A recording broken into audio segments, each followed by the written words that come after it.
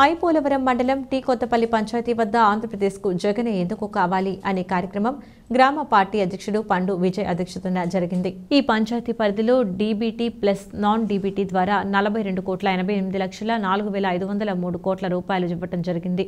ఈ కార్యక్రమంలో మండల పార్టీ అధ్యక్షులు పిన్నమరాజు వెంకటపతిరాజు, స్థానిక సర్పంచ్ పండు నళిని, రాష్ట్ర నాయకులు Delhi Narayana, vice MPP Babjiraju, society అధ్యక్షులు వడ్డీ గౌతమ్, ఎంపీటీసీ పండు సుమలత, సవరపు శ్రీహరి, ఎస్సీసెల్ మోతా చిన్న, పశ్చిమాల విజయ్, ఇందుకూరి రంగరాజు, లోవరాజు, కూనపరెడ్డి శ్రీను, నల్ల జల్ల సూర్యనారాయణ, అచ్యుత రామరాజు, మాదెటి పండు, శీల వెంకటరమణ, సచివాలయ సిబ్బంది, వాలంటీర్లు పాల్గొన్నారు. తాగునీరు మనకి 2 ట్యాంకులు కట్టడం జరిగింది.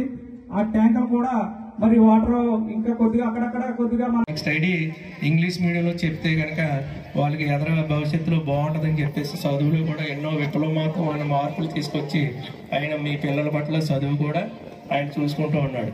మరి అందుకే మనకి మళ్ళీ జగన్మోహన్ రెడ్డి కావాలి. ఆ అవ్వాతాతలకు మళ్ళీ పొద్దున్నే పెన్షన్ రావాలన్నా, మళ్ళీ ప్రతి కార్యక్రమం ఇలా జరగాలన్నా మళ్ళీ మనకి ఆంధ్రప్రదేశ్కి జగన్నే సీఎం కావాలి. అందుకు ఈ కార్యక్రమం ముఖ్య ఉద్దేశం ఏంటంటే మన ఇంట్లో ఏమొచ్చిందో మనకే తెలుస్తుంది, అవునా?